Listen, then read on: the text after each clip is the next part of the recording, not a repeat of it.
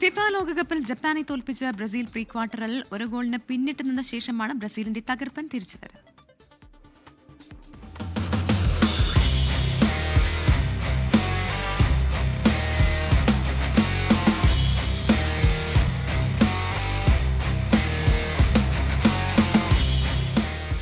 ജപ്പാനോട് തോറ്റു പുറത്തുപോകുമെന്ന ഫുട്ബോൾ പണ്ഡിറ്റുകളും പ്രവചനസിംഹങ്ങളും വിധിയെഴുതിയ മത്സരം. തുടക്കത്തിൽ പ്രവചനം ശരിവെക്കുമെന്ന് തോന്നിയെങ്കിലും അങ്ങനെ തോറ്റുപോകുന്നതല്ല കാനറികളുടെ കളിക്കരുത്തെന്ന് തെളിയിച്ച കളി. മത്സരത്തിൻ്റെ ആദ്യ മിനിറ്റ് മുതൽ ആക്രമിച്ച് കളിക്കുന്ന ബ്രസീലിനെയാണ് ഹൂസ്റ്റണിൽ കാണാനായത്.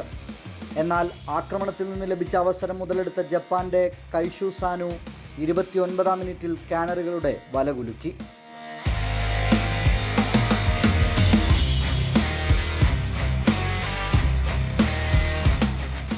ആദ്യ പകുതിയിൽ ഗോൾ മടക്കാൻ വിനീഷ്യസും കുനിയയും അടങ്ങുന്ന സംഘം കിണഞ്ഞു ശ്രമിച്ചെങ്കിലും ഫലമുണ്ടായില്ല.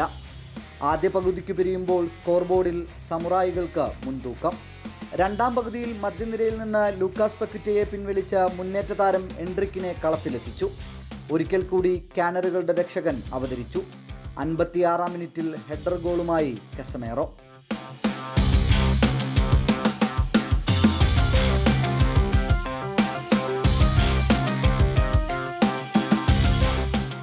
സമനില പിടിച്ചതിന് പിന്നാലെ ടീമിനെ മുന്നിലെത്തിക്കാനുള്ള വിനീഷ്യസിന്റെ ശ്രമം ജപ്പാൻ ഗോൾ കീപ്പർ സുസൂക്കി തട്ടിയകറ്റി.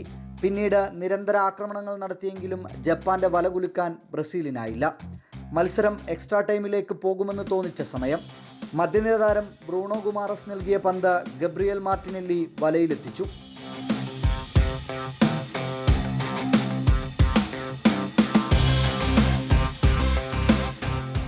തോറ്റെങ്കിലും തലയുയർത്തി തന്നെയാണ് ജപ്പാന്റെ മടക്കം.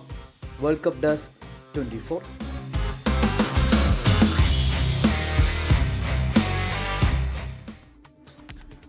ബ്രസീലിനെ മത്സരത്തിലേക്ക് തിരിച്ചു കൊണ്ടുവന്നത് പരിശീലകൻ കാർലോ ആഞ്ചലോട്ടിയുടെ തന്ത്രങ്ങളാണ്. രണ്ടാം പകുതിയിൽ വരുത്തിയ മാറ്റങ്ങൾ മത്സരത്തിൽ വഴിത്തിരിവായി. ഹൈപ്രസും ലോങ് ബോളും കളിച്ച ജപ്പാൻ ആക്രമണത്തെ ബ്രസീൽ പൊളിച്ചത് മുന്നേറ്റ നിരയിൽ വരുത്തിയ അപ്രതീക്ഷിത നീക്കങ്ങളിലൂടെയാണ്.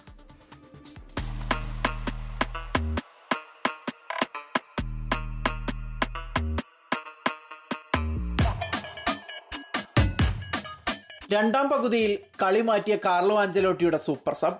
ജപ്പാൻ ബ്രസീൽ പോരാട്ടത്തെ ഒറ്റ വാക്കിൽ ഇങ്ങനെ വിശേഷിപ്പിക്കാം. കാനറികൾ ഒരു ഗോളിന് പിന്നിലായപ്പോൾ സാക്ഷാൽ സുൽത്താൻ നെയ്മാർ തന്നെ വരുമെന്ന് വിചാരിച്ചെടുത്തു നിന്നാണ് കാർലോ ആദ്യം എൻട്രിക്കിനെ ഇറക്കിവിട്ടത്. 19-കാരൻ വന്നയുടനെ ജപ്പാൻ ഗോൾ മുഖത്ത് വെല്ലുവിളി ഉയർത്തി. തുടർച്ചയായ ബ്രസീൽ ആക്രമണത്തിൽ പരുങ്ങിയ ജപ്പാനെയാണ് പിന്നെ കണ്ടത്. 56-ാം മിനിറ്റിൽ പ്രതിരോധ താരം ഗബ്രിയലിന്റെ അസിസ്റ്റിൽ കസമറോ സമനില പിടിച്ചപ്പോൾ കാർലോയുടെ തന്ത്രങ്ങൾ വിജയം കണ്ടു തുടങ്ങി. പിന്നാലെ മത്സരത്തിന്റെ ഗതി തന്നെ മാറ്റിയ തീരുമാനം. മിന്യം ഫോമിൽ കളിച്ചിരുന്ന സൂപ്പർ സബ് മത്യൂസ് കുഞ്ഞയെ 65-ാം മിനിറ്റിൽ പിൻവലിച്ച് ഗബ്രിയൽ മാർട്ടിനെല്ലി കളത്തിലേക്ക്. കളി അധിക സമയത്തേക്ക് നീങ്ങുമെന്നുറപ്പിച്ച ഘട്ടത്തിൽ ജപ്പാൻ പ്രതിരോധത്തിന്റെ പിഴവ് മറികടന്ന് മാർട്ടിനെല്ലിയുടെ വിജയ ഗോൾ. ഇഞ്ചുറി ടൈമിൽ ബ്രസീലിന്റെ മാസ് കംബാക്ക്. ഒടുവിൽ ഏഷ്യൻ കരുത്തരെ തളച്ച് മുൻ ചാമ്പ്യന്മാർ തല ഉയർത്തി തന്നെ പ്രീ ക്വാർട്ടറിലേക്ക്. ഇന്ന് നടക്കുന്ന നോർവേ ഐവറി കോസ്റ്റ് മത്സരത്തിലെ വിജയികളാകും ബ്രസീലിന്റെ അടുത്ത റൗണ്ടിലെ എതിരാളികൾ. World cup desk 24. താൻ ബ്രസീൽ ഫാൻ ആണെന്ന് നടൻ നീരജ് മാധവ്. ബ്രസീൽ കപ്പടിക്കണമെന്നാണ് ആഗ്രഹമെന്നും 24-നോട് പറഞ്ഞു. കോഴിക്കോട് പുതിയ പാലത്ത് ബ്രസീൽ ജപ്പാൻ മത്സരം കാണാനെത്തിയിരുന്നു നീരജ് മാധവ്. അതായത് ഒരു തികഞ്ഞ ഫാൻ എന്ന് പറയുന്നത് സീസൺ നോക്കിയിട്ടൊന്നും അല്ലല്ലോ നമ്മൾ സപ്പോർട്ട് ചെയ്യുക. നമ്മൾ you are always with the team അല്ലേ. നമ്മുടെ രാജ്യം എന്നുള്ള രീതിയിൽ തന്നെ നമ്മളതിനെ സപ്പോർട്ട് ചെയ്യുന്നത്. അപ്പോൾ അതുകൊണ്ട് ഓൾവേസ് ബ്രസീൽ കപ്പടിക്കാൻ വേണ്ടി തന്നെയാണ് കളിയാണ്. ഒരിക്കലും പോരാട്ടമായിരുന്നു. അല്ല, ആക്ച്വലി ഞാൻ ബ്രസീൽ ജപ്പാൻ റൗണ്ട് ഓഫ് 32 വരുന്ന എക്സ്പെക്ട് ചെയ്തില്ലായിരുന്നു. ബിക്കോസ് ജപ്പാൻ്റെയും ഒരു ഫാനാണ് ഞാൻ, to be honest. In a way അവർ ആ ടീമിനെ ബിൽഡ് ചെയ്തത് ഒരു ഫോർട്രസ് പോലെ. അവരുടെ ഡിഫൻസ് പൊളിക്കാനൊക്കെ ഭയങ്കര പാടാണ്. ജപ്പാൻ എതിരെ വന്നപ്പോൾ ജപ്പാൻ ഒരു അണ്ടർഡോഗാണ്, പക്ഷേ they are an incredible team. പക്ഷേ ബ്രസീൽ പണ്ട് മുതലേ, ഓർമ്മ വെച്ച കാലം മുതലേ ഈ മഞ്ഞപ്പട ബ്രസീലിനെ കണ്ടിട്ടുള്ളത് കൊണ്ട് ബ്രസീൽ ഒരു വികാരമാണ്. So I had to choose Brazil. അപ്പം ജപ്പാനെ ബ്രേക്ക് ചെയ്ത് വന്നത് നമ്മുടെ കോൺഫിഡൻസ് കൂട്ടി. Because they are actually one of the best teams. അപ്പോൾ ആകെ നെയ്മർ ഇറങ്ങിയില്ല എന്നുള്ളൊരു വിഷമം മാത്രമേ ഉള്ളൂ. But that's okay. I mean boss ഇറങ്ങാനാകുമ്പോൾ ഇറങ്ങും. ലോകകപ്പിൽ മറ്റൊരു അട്ടിമറി കൂടി നടന്നിരിക്കുന്നു. ജർമ്മനി അട്ടിമറിച്ച് പാരഗ്വേ പ്രീ ക്വാർട്ടറിൽ പെനാൽറ്റി ഷൂട്ടൌട്ടിൽ 3-നെതിരെ 4 ഗോളിനാണ് പാരഗ്വേ മുൻ ചാമ്പ്യന്മാരെ തോൽപ്പിച്ചത്. നിശ്ചിത സമയത്ത് ഇരു ടീമുകളും ഓരോ ഗോൾ വീതം നേടി. തുടർന്ന് എക്സ്ട്രാ ടൈമിൽ ഗോൾ പിറക്കാതിരുന്നപ്പോഴാണ് മത്സരം ടൂർണമെന്റിലെ ആദ്യ പെനാൽറ്റി ഷൂട്ടൌട്ടിലേക്ക് നീങ്ങിയത്. ആദ്യ 5 കിക്കുകളിൽ നിന്നും ഇരു ടീമുകളും 3 ഗോളുകൾ വീതം നേടി. പിന്നാലെ ജോസ് കനേലിയുടെ കിക്കാണ് പരഗ്വേ വിജയത്തിൽ എത്തിച്ചത്.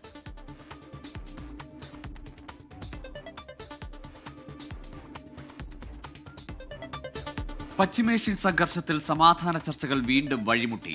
ഇറാനും അമേരിക്കയും തമ്മിൽ ഇന്ന് നടക്കാനിരുന്ന ദോഹ ചർച്ചകളിൽ അനിശ്ചിതത്വം തുടരുന്നു. ദോഹയിൽ ഇറാൻ പ്രതിനിധി സംഘം എത്തുമെങ്കിലും ചർച്ചകൾക്ക് പദ്ധതിയിട്ടിട്ടില്ല എന്നാണ് ഇറാൻ വിദേശകാര്യ മന്ത്രാലയ വക്താവ് ഇസ്മായിൽ ബഗായിയുടെ പ്രതികരണം. അതേസമയം ഇന്ന് ദോഹയിൽ ഇറാനുമായി ചർച്ച നടക്കുമെന്ന് അമേരിക്കൻ പ്രസിഡന്റ് ഡൊണാൾഡ് ട്രംപ് ആവർത്തിക്കുന്നു. മധു കൊട്ടാരക്കരയാണ് അമേരിക്കയിൽ നിന്നും വിവരങ്ങളുമായി ചേരുന്നതൊപ്പം മുഹമ്മദ് റഹീസും ചേരുന്നുണ്ട് UAE-യിൽ നിന്ന്.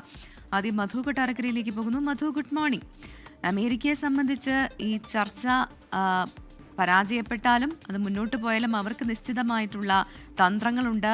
ഈ യുദ്ധത്തെ സംബന്ധിച്ച് പറയുകയാണെങ്കിൽ ഇതുവരെ നമ്മൾ കണ്ടത് ഡൊണാൾഡ് ട്രംപ് പലതവണ പല കാര്യങ്ങൾ മാറ്റി മാറ്റി പറയുന്നതാണ്. അപ്പോൾ ഈ ചർച്ച നടക്കുമെന്ന് അമേരിക്ക പറയുന്നതിൽ എന്താണ് വാസ്തവം എന്നാണ് മധു മനസ്സിലാക്കുന്നത്. ഒപ്പം തന്നെ ഈ സമാധാനം എത്രത്തോളം അകലെയാണെന്നാണ് നമ്മൾ കരുതേണ്ടത്. Good morning Gokul, Pravitha. തീർച്ചയായിട്ടും സമാധാനം അകലെ തന്നെയാണ്. ഇന്ന് പകൽ അമേരിക്കയും ഇറാനും തമ്മിൽ ഖത്തറിൽ ചർച്ച നടത്തുമെന്നാണ് US പ്രസിഡന്റ് ഡൊണാൾഡ് ട്രംപ് പറഞ്ഞത്. അതുമാത്രമല്ല, ഇറാന്റെ ആവശ്യപ്രകാരമാണ് ഈ കൂടിക്കാഴ്ചയെന്നും ദോഹയില് ആയിരിക്കും ഈ ചർച്ച നടക്കുന്നതെന്നാണ് വൈറ്റ് ഹൗസിൽ മാധ്യമപ്രവർത്തകരുടെ ചോദ്യത്തിന് മറുപടിയായി ട്രംപ് വ്യക്തമാക്കിയത്. ഇത് കൂടാതെ അമേരിക്കയുടെ പ്രതിനിധികൾ സ്റ്റീവ് വിറ്റ്കോഫും അതുപോലെ ജാർഡ് കുഷ്ണറും ഇവരായിരുന്നു നേരത്തെയും ഈ ചർച്ചകൾ നയിച്ചത്. ഇതിനായി ദോഹയിലേക്ക് പുറപ്പെടുന്നതായിരിക്കുമെന്നും ട്രംപ് അറിയിച്ചു. ഈ ദോഹയിലെ കൂടിക്കാഴ്ചയെപ്പറ്റി അദ്ദേഹം പറയുന്നത് ചിലപ്പോൾ ഇത് വളരെ പ്രാധാന്യമുള്ളതോ അല്ലെങ്കിൽ ചിലപ്പോൾ ഒട്ടും പ്രാധാന്യമല്ലാത്തതുമായേക്കാം. അതുകൊണ്ട് തന്നെ എന്താണ് സംഭവിക്കാൻ പോകുന്നതെന്ന് കാത്തിരുന്ന് കാണാമെന്നാണ് ട്രംപ് പറഞ്ഞത്. അതേസമയം നേരത്തെ പ്രവിധ സൂചിപ്പിച്ചതുപോലെ അമേരിക്കയുമായി വരും ദിവസങ്ങളിൽ ഒരു തരത്തിലും ഉള്ള ഒരു ചർച്ചകളും പദ്ധതിയില്ലെന്നാണ് ഇറാൻ വ്യക്തമാക്കിയിരിക്കുന്നത്. അതായത് അന്തിമ കരാറിലേക്ക് കടക്കുന്നതിനേക്കാൾ ഇപ്പോൾ നിലവിലൊരു ധാരണാപത്രം ഒപ്പുവെച്ചിട്ടുണ്ട്. അതിലെ കാര്യങ്ങൾ നടപ്പിലാക്കാനാണ് ഇറാൻ മുൻഗണന നൽകുന്നതെന്നാണ് ഇറാന്റെ വിദേശകാര്യ മന്ത്രാലയ വക്താവ് ഇസ്മായിൽ ബഗായി പറഞ്ഞത്. അതുമാത്രമല്ല, അന്തിമ ചർച്ചകളിലേക്കൊന്നും കടക്കാൻ ഇപ്പോൾ സമയമായിട്ടില്ലെന്ന് അദ്ദേഹം പറയുന്നു. ഇത് കൂടാതെ ഈ ആദ്യത്തെ ഈ ധാരണാപത്രത്തിൽ എണ്ണ വിൽപ്പനയുമായി ബന്ധപ്പെട്ടുള്ള ഒരു ക്ലോസ് 10 ഉണ്ട്. അത് പ്രകാരമുള്ള ലൈസൻസുകൾ അമേരിക്ക അനുവദിച്ചതായി അദ്ദേഹം പറഞ്ഞു. അത് നടപ്പിലാക്കാനുള്ള നടപടികൾ ഇറാൻ വളരെ വേഗത്തിലാക്കിയതായും അദ്ദേഹം വ്യക്തമാക്കി. അത് മാത്രമല്ല, ഇറാന്റെ മരവിപ്പിച്ച ആസ്തികൾ വിട്ടുകിട്ടുന്നതും ഈ ധാരണാപത്രത്തിലുണ്ട്. അത് ക്ലോസ് 11 ആണ്.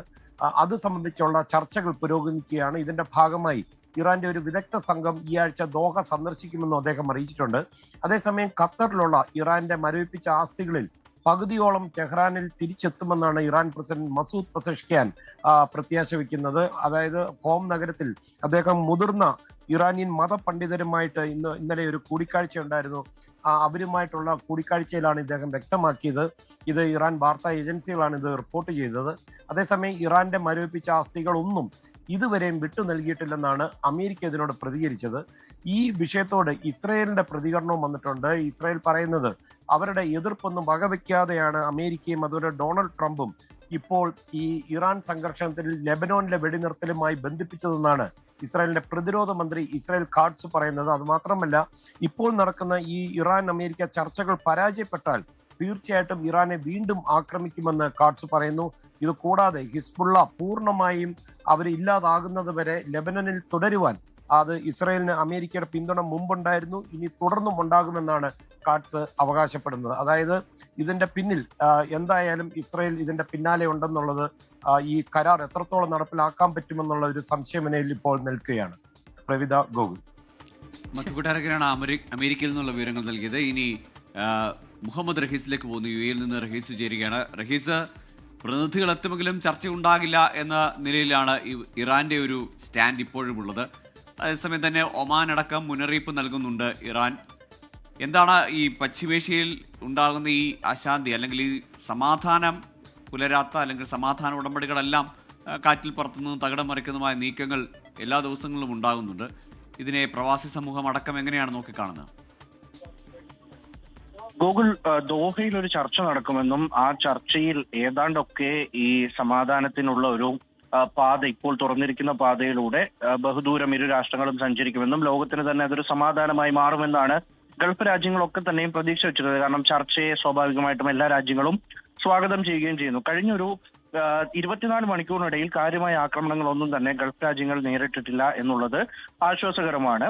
അത് കാരണം അതിന് 2 ദിവസം മുൻപ് നേരിട്ട ആക്രമണങ്ങളുടെ കണക്കെടുക്കുമ്പോൾ തുടർന്നും ഇങ്ങനെ ഒറ്റപ്പെട്ട തരത്തിലാണെങ്കിലും ഗൾഫ് രാജ്യങ്ങളിലേക്ക് ആക്രമണം ഉണ്ടാകും എന്നുള്ള ഒരു സാഹചര്യം നിലനിന്നിരുന്നു. പക്ഷേ അവിടെ നിന്നൊരു ചർച്ചയ്ക്കായി ദോഹയിലേക്ക് എത്തും. അപ്പോൾ ട്രംപ് തന്നെ ആദ്യം പറയുന്നുണ്ട് ചൊവ്വാഴ്ച പുലർച്ചെ ഞങ്ങൾ ഇറാനുമായി ചർച്ച നടത്തുന്നു എന്നൊക്കെയുള്ള ആ ഒരു സ്റ്റേറ്റ്മെന്റുകൾ വളരെ പ്രതീക്ഷാപൂർവ്വമാണ് ഗൾഫ് രാജ്യങ്ങൾ ഓരോന്നും ഏറ്റെടുത്തത്. പക്ഷെ അത് മങ്ങുന്നതിന്റെ ഒരു ആശങ്ക സ്വാഭാവികമായിട്ടും ഈ ഗൾഫ് രാഷ്ട്രങ്ങളിൽ എല്ലാം തന്നെയുണ്ട്. ഏതെങ്കിലും നിലയ്ക്ക് അവസാന നിമിഷം ചർച്ച നടക്കും എന്നുള്ള പ്രതീക്ഷയാണ് ഓരോ രാജ്യങ്ങളും മുന്നോട്ട് വെക്കുന്നതും. പ്രത്യേകിച്ച് ഈ ഖത്തർ ഈ ഒരു സമാധാന ചർച്ചയിൽ അതുമായി ബന്ധപ്പെട്ട് ഓരോ ഘട്ടത്തിലും വളരെ തീവ്രമായി ഇടപെട്ടിട്ടുള്ള ആഴത്തിൽ അത്തരത്തിലുള്ള കാര്യങ്ങൾക്കായി ഇടപെട്ടിട്ടുള്ള രാഷ്ട്രമാണ്. അപ്പോൾ ആ രാഷ്ട്രത്തിൽ വെച്ചൊരു മധ്യസ്ഥ ചർച്ച നടക്കും, ഭരണാധികാരികളുടെ ഇടപെടൽ ഉണ്ടാകും. മറിച്ച് മറ്റു ചില രാജ്യങ്ങൾ കൂടി ഒരു കൂടുതൽ പ്രഷർ നൽകിക്കൊണ്ട് ഈ പശ്ചിമേഷ്യൻ രാജ്യങ്ങൾക്ക് പുറത്തുനിന്ന് പാകിസ്ഥാൻ അടക്കമുള്ള രാജ്യങ്ങളുടെ ഒരു സമ്മർദ്ദം കൂടി അല്ലെങ്കിൽ അത്തരത്തിലൊരു ഇടപെടൽ കൂടി ഉണ്ടാകും, ചർച്ച നടക്കും എന്നുള്ളൊരു പ്രതീക്ഷയിൽ തന്നെയായിരുന്നു മുന്നോട്ട് പോയിരുന്നത്. പക്ഷേ അവസാന നിമിഷം ആ സാധ്യതകളൊക്കെയും മങ്ങി വരികയാണ്. ഇതിൽ UAE ഉൾപ്പെടെയുള്ള രാജ്യങ്ങൾ കഴിഞ്ഞ ദിവസം രാത്രിയും പ്രതികരിച്ചത്, പല മന്ത്രിമാരും ഒപ്പം തന്നെ വിവിധ ഉന്നത ഉദ്യോഗസ്ഥരടക്കം പ്രതികരിച്ചിരുന്നത് ചർച്ച ഉണ്ടാകും, പ്രതീക്ഷയ്ക്ക് വകയുണ്ട്. ഒപ്പം തന്നെ നയതന്ത്ര തലത്തിൽ തന്നെയാണ് ഇക്കാര്യങ്ങളിലൊക്കെയും ഇടപെടേണ്ടത്, അതിനൊരു പരിഹാരം കൊണ്ടുവരേണ്ട ആ നിലയ്ക്കാണ് എന്നുള്ള പ്രതികരണം UAE നിന്നുണ്ടായി. ഒപ്പം തന്നെ കുവൈറ്റുമൊക്കെ സമാനമായിട്ടുള്ള ഒരു നിലപാടാണ് മുന്നോട്ട് വെച്ചത്. പ്രത്യേകിച്ച് അവിടെയൊക്കെ ആക്രമണം ഉണ്ടായ സാഹചര്യമൊക്കെ ഇന്നലെ വീണ്ടും അവർ അപലപിച്ചുകൊണ്ട് പറയുമ്പോഴും സമാധാനം ഉണ്ടാകും എന്നുള്ള പ്രതീക്ഷ അവർ മുന്നോട്ട് വെക്കുകയും ചെയ്തിട്ടുണ്ട്. എന്തായാലും ഇന്നൊരു ചർച്ച, അത് ഗൾഫ് മേഖലയിൽ നിർണായകമായ ചർച്ച നടക്കും എന്നുള്ള ഒരു പ്രതീക്ഷ ഉണ്ടായിരുന്നു. പക്ഷേ അത് നടക്കുന്നില്ല എന്നുള്ളതാണ് അറിയുന്നത്. മറിച്ച് പ്രതിനിധികൾ എത്തിയിട്ടുണ്ട്, അത് മറ്റു പല ചർച്ചകൾക്കും വേണ്ടിയിട്ടാണ്. നമുക്കറിയാം അമേരിക്കയുടെയും ഇറാന്റെയും ഒക്കെ നിരന്തരമായി അവരുടെ പ്രതിനിധികൾ ഗൾഫ് രാജ്യങ്ങളിൽ എത്തുന്നുണ്ട്, ഫോൺ വഴി സംഭാഷണം നടത്തുന്നുണ്ട്. അവസാനം ഒരു കരാർ വരുമ്പോൾ അത് ഗൾഫ് രാജ്യങ്ങൾ അവർക്ക് കൂടി ഉതകുന്ന തരത്തിൽ അവർ മുന്നോട്ട് വെക്കുന്ന ആശയങ്ങൾ കൂടി ഉൾക്കൊള്ളിച്ചുകൊണ്ടുള്ള പോയിന്റുകൾ തീർച്ചയായിട്ടും ഈ സമാധാന കരാറിൽ ഉണ്ടാകും, ക്ലോസുകൾ ഉണ്ടാകും. അപ്പോൾ അതുമായി ബന്ധപ്പെട്ടുള്ള ചർച്ചയും മറ്റു ചില സാമ്പത്തിക മേഖലയുമായി ബന്ധപ്പെട്ട് ഉണ്ടാകുന്ന ചില ചർച്ചകളിലുമൊക്കെയാണ്. എന്തായാലും ഇറാനോടുള്ള സമീപനം ഗൾഫ് രാജ്യങ്ങളൊക്കെയും മാറ്റിമറിച്ചിട്ടുണ്ട്. പ്രത്യേകിച്ച് ഈ പറയുന്ന വിമാന സർവീസുകൾ അടക്കം വീണ്ടും UAE അടക്കം പുനഃസ്ഥാപിച്ചു. ഇറാനിലേക്ക് ആളുകൾക്ക് യാത്ര ചെയ്യാം എന്നുള്ളൊരു നിലയിലേക്ക് കാര്യങ്ങൾ കൊണ്ടുവന്നിട്ടുണ്ട്. അപ്പോൾ ആ നിലയ്ക്ക് തുറന്ന മനസ്സോടെ സ്വീകരിക്കുമ്പോഴും ചർച്ച നടക്കാതിരിക്കുന്നത് ഗൾഫ് രാജ്യങ്ങൾ ഒന്നാകെ ആശങ്കയോടെ കാണുന്നുണ്ട്. എന്തായാലും അവസാന നിമിഷമെങ്കിലും ഈ ഒരു ചർച്ചയിലേക്ക് പോകും എന്നുള്ളൊരു പ്രതീക്ഷ കൂടി നമുക്കടക്കം പങ്കുവെക്കാം. ഗൂഗിൾ. ശരി, മുഹമ്മദ് റഹീസും മധു കൊട്ടാരക്കരയുമാണ് വിവരങ്ങൾ നൽകിയത്. ധാരണാപത്രത്തിന് ശേഷം 60 ദിവസത്തിനുള്ളിൽ ഒരു അന്തിമ കരാർ, സമാധാന കരാർ എന്നതായിരുന്നു പ്രതീക്ഷിച്ചത്. പക്ഷേ അതിലേക്ക് ചർച്ചകൾ എത്തുന്നില്ല എന്നതാണ് ആശങ്കയാകുന്നത്. സംസ്ഥാന chief secretary doctor A Jayathilak ഇന്ന് വിരമിക്കും. 35 വർഷത്തെ സർവീസിന് ശേഷം വിരമിക്കുന്ന ചീഫ് സെക്രട്ടറി A ജയതിലകിന് സർക്കാർ യാത്രയയപ്പ് നൽകും. ഉച്ചയ്ക്ക് 3 മണിക്ക് ദർബാർ ഹാളിൽ നടക്കുന്ന യാത്രയയപ്പ് ചടങ്ങിൽ മുഖ്യമന്ത്രി VD സതീശൻ പങ്കെടുക്കും. ജയതിലക് വിരമിക്കുന്ന ഒഴിവിൽ ചീഫ് സെക്രട്ടറിയാകുന്ന ബിശ്വനാഥ് സിൻഹ വൈകുന്നേരം ചുമതലയേൽക്കും. ആഭ്യന്തര സെക്രട്ടറിയായ ബിശ്വനാഥ് സിൻഹ ചീഫ് സെക്രട്ടറിയായതോടെ IAS തലപ്പത്ത് വീണ്ടും അഴിച്ചുപണി വേണ്ടിവരും. സംസ്ഥാന മന്ത്രിസഭാ യോഗവും ചേരുകയാണ്. Chief secretary doctor A Jayathilak ഇന്ന് വിരമിക്കുന്നത് കണക്കിലെടുത്താണ് നാളെ ചേരാനിരുന്ന മന്ത്രിസഭാ യോഗം ഇന്നേക്ക് മാറ്റിയത്. വിരമിക്കുന്ന ചീഫ് സെക്രട്ടറിക്ക് മന്ത്രിസഭ ആശംസകൾ നേരും. ആഭ്യന്തര സെക്രട്ടറി അടക്കമുള്ള സ്ഥാനങ്ങളിലേക്കുള്ള പുതിയ നിയമനങ്ങൾ മന്ത്രിസഭ പരിഗണിച്ചേക്കും. നീറ്റ് പരീക്ഷയിലെ ക്രമക്കേടിനെതിരെ ഇന്ന് നിയമസഭയിൽ പ്രമേയം പാസാക്കും. ക്രമക്കേടിന്റെ പശ്ചാത്തലത്തിൽ ദേശീയ പരീക്ഷാ സംവിധാനം പരിഷ്കരിക്കണമെന്ന പ്രമേയത്തിലൂടെ ആവശ്യപ്പെടും. ഉന്നത വിദ്യാഭ്യാസ മന്ത്രി റോജി M ജോൺ പ്രമേയം അവതരിപ്പിക്കും. ജിബിൻ JB ചേരുന്നുണ്ട് വിവരങ്ങളുമായി തിരുവനന്തപുരത്ത് നിന്ന്. Jibin, good morning again. ഇന്ന് സ്വാഭാവികമായും പ്രതിപക്ഷ നിരയിൽ LDF ഈ പ്രമേയത്തെ പിന്തുണയ്ക്കാനാണ് സാധ്യത. അപ്പോഴും BJPയുടെ 3 അംഗങ്ങൾ എതിർക്കാൻ, ഈ പ്രമേയത്തെ എതിർത്ത് സംസാരിക്കാനും ഒക്കെയുള്ള സാധ്യതയുണ്ടല്ലോ അല്ലേ? ഗൂഗിൾ അത് തന്നെയാണ്. കാരണം ഐക്യകണ്ഠേന ഒരു പ്രമേയം പാസ്സാക്കാൻ പറ്റുന്ന ഒരു സാഹചര്യമല്ല നിലവിൽ നമുക്ക് നിയമസഭയിലുള്ളത്. കാരണം കഴിഞ്ഞ തവണയായിരുന്നു എന്നുണ്ടെങ്കിൽ BJP-യുടെ അംഗങ്ങളില്ലായിരുന്നു, കോൺഗ്രസിൻ്റെയും അതുപോലെ തന്നെ LDF-ൻ്റെയും UDF-ൻ്റെയും അംഗങ്ങൾ മാത്രമായിരുന്നു സഭയിൽ ഉണ്ടായിരുന്നതെങ്കിൽ, പക്ഷേ ഇത്തവണ BJP-യുടെ 3 അംഗങ്ങൾ കൂടിയുണ്ട്. പക്ഷേ അതുകൊണ്ട് തന്നെ ഇത്തരത്തിലൊരു പ്രമേയം അവതരിപ്പിക്കുന്ന സമയത്ത് അവർ കൂടി അവരുടെ നിലപാടുകൾ വ്യക്തമാക്കാനുള്ള ഒരു സാഹചര്യം കൂടി. എന്തായാലും ഇന്നും നിയമസഭയുടെ പ്രധാന അജണ്ട എന്ന് പറയുമ്പോൾ വിവിധ വകുപ്പുകളുടെ ധനാഭ്യർത്ഥന ചർച്ച തന്നെയാണ്. കാരണം ധനാഭ്യർത്ഥന ചർച്ചയ്ക്കൊടുവിൽ ആ ബില്ല് പാസ്സാക്കേണ്ടതുണ്ട്. അതുകൊണ്ട് തന്നെയാണ് ധനാഭ്യർത്ഥന ചർച്ച തന്നെയായിരിക്കും ആദ്യം സഭയിൽ വരിക. അതിനിടയിലായിരിക്കും നീറ്റ് പരീക്ഷാ ക്രമക്കേടിനെതിരെ ഇന്ന് നിയമസഭയിൽ ഒരു ബില്ല് അവതരിപ്പിക്കുന്നത്, പ്രമേയം പാസ്സാക്കുന്നതിന് വേണ്ടി ഇപ്പോൾ സംസ്ഥാന സർക്കാർ തീരുമാനിച്ചിരിക്കുന്നത്. ഉന്നത വിദ്യാഭ്യാസ വകുപ്പ് മന്ത്രി റോജി എം ജോൺ ആയിരിക്കും ഈ പ്രമേയം അവതരിപ്പിക്കുകയും ചെയ്യുക. കേന്ദ്ര പരീക്ഷാ നയം അതിൽ പരിഷ്കരിക്കണമെന്ന് ആവശ്യപ്പെട്ടുകൊണ്ടാണ് പ്രധാനമായും ഈ പ്രമേയം അവതരിപ്പിക്കുക. നേരത്തെ ഗോകുൽ പറഞ്ഞതുപോലെ തന്നെ സാധാരണഗതിയിൽ ഇത്തരത്തിലൊരു പ്രമേയം കേരള നിയമസഭയിൽ അവതരിപ്പിച്ചു കഴിഞ്ഞാൽ അവിടെ മറ്റ് ചർച്ചകളൊന്നും തന്നെ ഉണ്ടാവാനുള്ള സാധ്യതയില്ലായിരുന്നു, BJP അംഗങ്ങൾ ഇല്ലായിരുന്നതുകൊണ്ട് തന്നെ. പക്ഷേ ഇപ്പോൾ നിലവിൽ 3 BJP അംഗങ്ങളുണ്ട്. അതുകൊണ്ട് തന്നെ UDF പ്രത്യേകിച്ച് ഉന്നത വിദ്യാഭ്യാസ ഉപമന്ത്രി റോജി എം ജോൺ ഇത്തരത്തിലൊരു പ്രമേയമായി മുന്നോട്ട് വരുമ്പോൾ അതിനെ അനുകൂലിച്ചുകൊണ്ടും എതിർത്തുകൊണ്ടും സംസാരം ഉണ്ടാകുമെന്നുള്ളൊരു കാര്യം വ്യക്തമാണ്. ആദ്യഘട്ടത്തിൽ പ്രമേയം അവതരിപ്പിച്ച ഉടനെ തന്നെ ഭരണപക്ഷി അംഗങ്ങൾ ഈ പ്രമേയവുമായി ബന്ധപ്പെട്ടുള്ള അവരുടെ നിലപാടുകൾ വ്യക്തമാക്കും. തുടർന്ന് പ്രതിപക്ഷ നേതാവ് അതുപോലെ തന്നെ മറ്റ് പ്രതിപക്ഷ അംഗങ്ങളും ഇക്കാര്യത്തിൽ അവരുടെ ഐക്യദാർഢ്യം അറിയിച്ചുകൊണ്ടുള്ള നിലപാട് വ്യക്തമാക്കുകയും ചെയ്യും. കാരണം രാജ്യത്തുടനീളം തന്നെ ഈ നീറ്റ് പരീക്ഷാ ക്രമക്കേടുമായി ബന്ധപ്പെട്ട് വലിയ രീതിയിലുള്ള ഒരു പ്രതിഷേധമാണ് വരുന്നത്. നമ്മൾ കഴിഞ്ഞ ദിവസങ്ങളിൽ SFയുടെ ഭാഗത്തുനിന്നും KSUവിൻ്റെ ഭാഗത്തുനിന്നും രാജ്യാന്തര തലത്തിൽ നമുക്ക് CJPയുടെ ഭാഗത്തുനിന്നൊക്കെ വലിയ രീതിയിലുള്ള ഒരു പ്രതിഷേധങ്ങൾ ഉണ്ടാകുന്ന ഒരു സാഹചര്യമുണ്ട്. ഇതുകൂടി കണക്കിലെടുത്തുകൊണ്ടാണ് സംസ്ഥാന സർക്കാർ ഉന്നത വിദ്യാഭ്യാസ മേഖലയിൽ ഇത്തരത്തിൽ നീറ്റ് പരീക്ഷാ ക്രമക്കേടുമായി ബന്ധപ്പെട്ടുകൊണ്ട് സംസ്ഥാന സർക്കാരിൻ്റെ നിലപാട് വ്യക്തമാക്കുന്നതിനും കേന്ദ്ര വിദ്യാഭ്യാസ നയത്തിലെ പ്രത്യേകിച്ച് കേന്ദ്ര പരീക്ഷാ സംവിധാനം ക്രമീകരിക്കണമെന്നും കൂടി ആവശ്യപ്പെട്ടുകൊണ്ട് ഇത്തരത്തിലുള്ള ഒരു പ്രമേയം കേരള നിയമസഭയിലേക്ക് കൊണ്ടുവരികയും ചെയ്തിട്ടുള്ളത്. ഗൂഗിൾ. ശരി, ജിബിൻ JB ആണ് വിവരങ്ങൾ നൽകിയത്. CPIM സംസ്ഥാന സെക്രട്ടേറിയറ്റ് യോഗം ഇന്ന് ചേരും. ശബരിമല സ്വർണ്ണക്കൊള്ളയിൽ ദേവസ്വം ബോർഡ് മുൻ പ്രസിഡന്റ് ഉൾപ്പെടെ പ്രതിയായ സാഹചര്യം യോഗത്തിൽ ചർച്ചയാകും. CPIM നേതൃത്വം നൽകിയ ദേവസ്വം ഭരണസമിതികൾ ഒന്നാകെ പ്രതിക്കൂട്ടിലാകുന്നത് പാർട്ടിയെ പ്രതിരോധത്തിലാക്കിയിട്ടുണ്ട്. സ്ത്രീ സുരക്ഷാ പദ്ധതി ഇപ്പോൾ നടപ്പാക്കില്ലെന്ന സർക്കാർ നിലപാടും ചർച്ചയായേക്കും. തിരുവനന്തപുരം നഗരസഭയിലെ ഭരണ പ്രതിസന്ധിയിൽ സ്വീകരിക്കേണ്ട തന്ത്രങ്ങളും ചർച്ചയ്ക്ക് വന്നേക്കും. എല്ലാ വെള്ളിയാഴ്ചയും നടന്നിരുന്ന CPIM സംസ്ഥാന സെക്രട്ടേറിയറ്റ് യോഗം ഇന്ന് മുതൽ ചൊവ്വാഴ്ചയായിരിക്കും ചേരുക. സംസ്ഥാനത്തെ കാലാവസ്ഥ എന്താണെന്ന് നോക്കാം. സംസ്ഥാനത്ത് ഇന്നും ശക്തമായ മഴ തുടരുമെന്ന് കേന്ദ്ര കാലാവസ്ഥാ വകുപ്പ്. ഇന്ന് 9 ജില്ലകളിലാണ് മഴ മുന്നറിയിപ്പുള്ളത്. കണ്ണൂർ, കാസർഗോഡ് ജില്ലകളിൽ ഓറഞ്ച് അലർട്ട് പ്രഖ്യാപിച്ചു. ഇടുക്കി, എറണാകുളം, തൃശൂർ, പാലക്കാട്, മലപ്പുറം, കോഴിക്കോട്, വയനാട് ജില്ലകളിൽ യെല്ലോ അലർട്ടുമാണ്. അനീഷ് ദേവസി ചേരുന്നുണ്ട് കോഴിക്കോട് നിന്ന് വിവരങ്ങളുമായി. അനീഷ്, ഇന്നും വടക്കൻ ജില്ലകളിൽ കാര്യമായ മഴ ലഭിക്കുമെന്നതാണ് മുന്നറിയിപ്പുള്ളത്. മധ്യ കേരളത്തിൽ അടക്കം, തെക്കൻ കേരളത്തിലാണെന്ന് തോന്നുന്നു അങ്ങനെ കാര്യമായ മുന്നറിയിപ്പില്ലാത്ത ജില്ലകളുള്ളത്. എന്താണ് വടക്കൻ കേരളത്തിലെ കോഴിക്കോട് അടക്കം മറ്റ് ജില്ലകളിലെ സാഹചര്യം?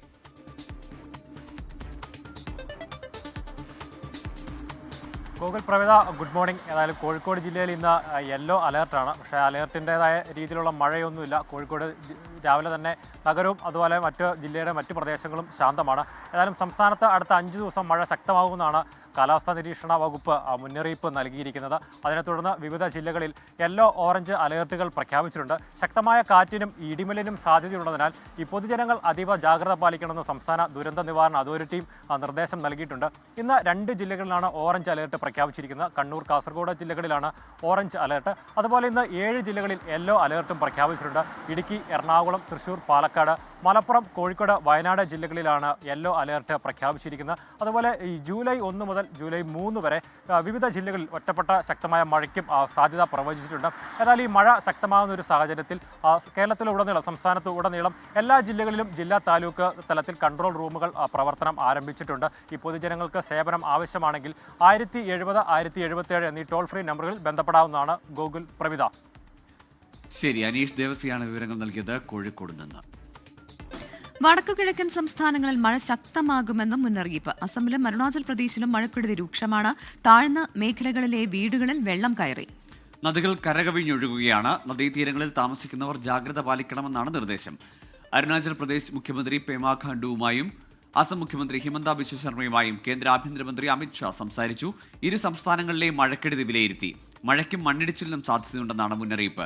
അനാവശ്യ യാത്രകൾ ഒഴിവാക്കണമെന്നും ദുരന്ത നിവാരണ അതോറിറ്റിയുടെ നിർദ്ദേശമുണ്ട്. കേന്ദ്രാവിഷ്കൃത പദ്ധതിയായ പോഷൺ അഭിയാനിൽ സംസ്ഥാനത്തെ അങ്കണവാടികൾക്ക് കോടികളുടെ കുടിശ്ശിക. 26 കോടി രൂപയാണ് കുടിശ്ശികയായിട്ടുള്ളത്. ഇൻസെന്റീവുകളും കമ്മ്യൂണിറ്റി അധിഷ്ഠിത പരിപാടികളുടെയും തുകയാണ് മാസങ്ങളായി കുടിശ്ശികയായത്. കേരളത്തോടുള്ള കേന്ദ്രത്തിന്റെ അവഗണന അങ്കണവാടികളുടെ കാര്യത്തിലും തുടരുന്നു. പോഷൺ അഭിയാൻ പദ്ധതിയിൽ സംസ്ഥാനത്തെ 33,120 അങ്കണവാടികളിലെ വർക്കർമാർക്കും ഹെൽപ്പർമാർക്കുമാണ് കുടിശ്ശിക. പോഷൺ അഭിയാൻ രണ്ടാം ഘട്ടത്തിൽ 22.77 കോടിയും കമ്മ്യൂണിറ്റി അധിഷ്ഠിത പരിപാടിയിൽ 3.63 കോടിയുടെയുമാണ് കുടിശ്ശിക. കൂടുതൽ കാസർഗോഡ് ജില്ലയിൽ 3.9 കോടി, മലപ്പുറം 3.81 കോടി, തൃശൂർ 3.24 കോടി, തിരുവനന്തപുരം 2.96 കോടി എന്നിങ്ങനെയും പണം കിട്ടാനുള്ളതായി വിവരാവകാശ രേഖ.